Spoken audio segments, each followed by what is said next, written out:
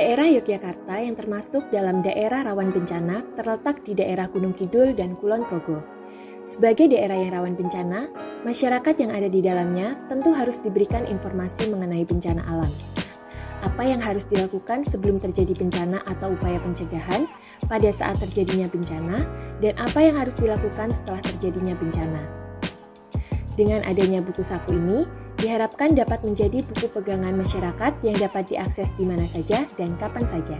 Lalu, informasi apa saja yang terdapat di dalam buku ini? Yang pertama, kita akan membahas mengenai apa itu bencana dan bagaimana cara penanggulangan bencana tersebut.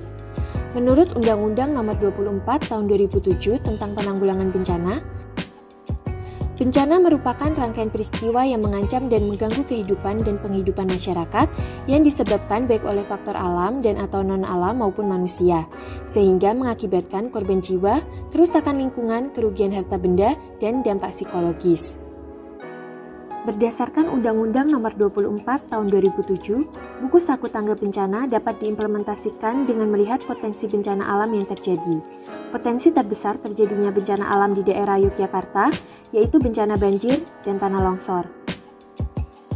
Teknik mitigasi dalam penanggulangan banjir dan tanah longsor bisa dilakukan dengan cara: pertama, peringatan dini bencana banjir yang dapat dilakukan dari hulu hingga hilir, serta menyiapkan posko banjir agar masyarakat dapat dengan mudah mengakses informasi pada posko banjir tersebut. Kedua, peringatan dini tanah longsor dapat dilakukan dengan melihat retakan pada tanah dan sebaiknya langsung melakukan penanggulangan seperti memasang dinding batu agar tanah menjadi kuat dan tidak terjadinya tanah longsor. Setelah kita tahu potensi bencana yang akan terjadi, mari kita bahas satu persatu. Apa itu banjir? Banjir merupakan peristiwa alam di mana terjadi genangan air yang menutupi akses daratan.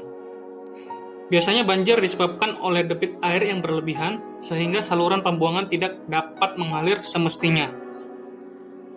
Penanganan banjir terbagi menjadi 3 tahap, yaitu yang pertama, pra-banjir, kedua saat banjir, dan yang ketiga pasca banjir.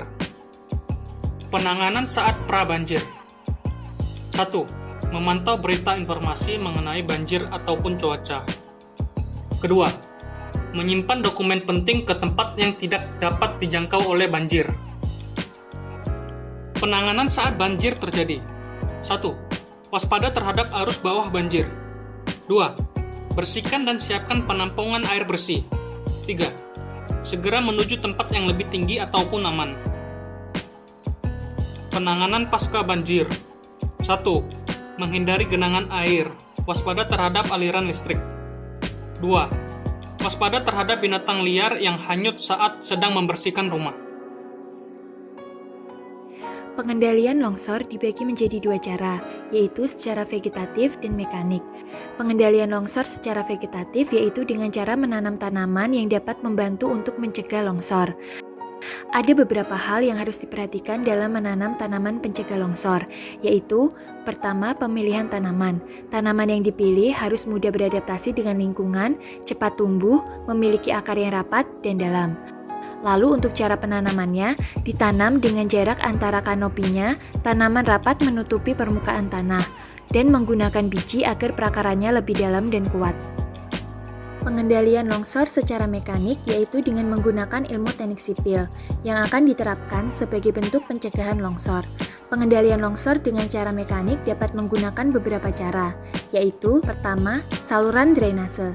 Saluran drainase mampu mengalirkan air sehingga tidak merusak tanah, tanaman, dan atau bangunan konversi lainnya, serta mengurangi laju infiltrasi dan perkolasi sehingga tanah tidak terlalu jenuh air.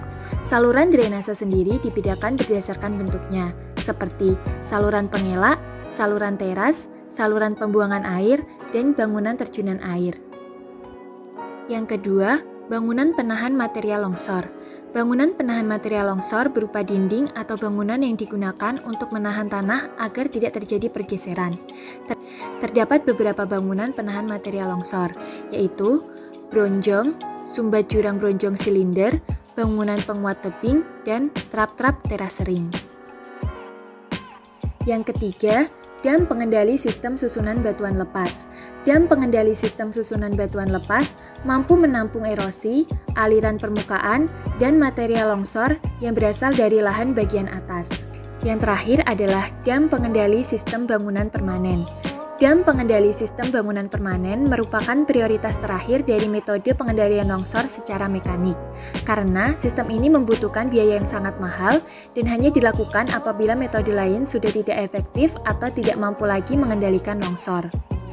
Setelah kita mengetahui bagaimana penanganan bencana, hal utama yang harus diketahui juga mengenai penyebaran informasi tentang bencana yang terjadi. Kita harus bisa memilih berita dari sumber yang terpercaya. Saat ini, sistem deteksi dini untuk bencana sudah dihandle oleh lembaga pemerintah seperti BMKG dan BNPB. Tentunya, informasi yang disampaikan akan lebih akurat. Selain informasi, media komunikasi juga hal yang penting agar informasi dapat tersampaikan dengan baik. Dalam hal ini, diperlukan suatu tim siaga desa yang bertugas melakukan komunikasi bencana kepada masyarakat, pemerintah, maupun pegawai desa. Konsep tim siaga desa.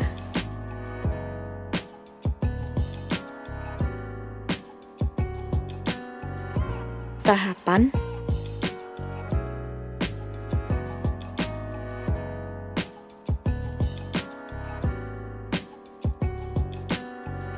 rekomendasi divisi.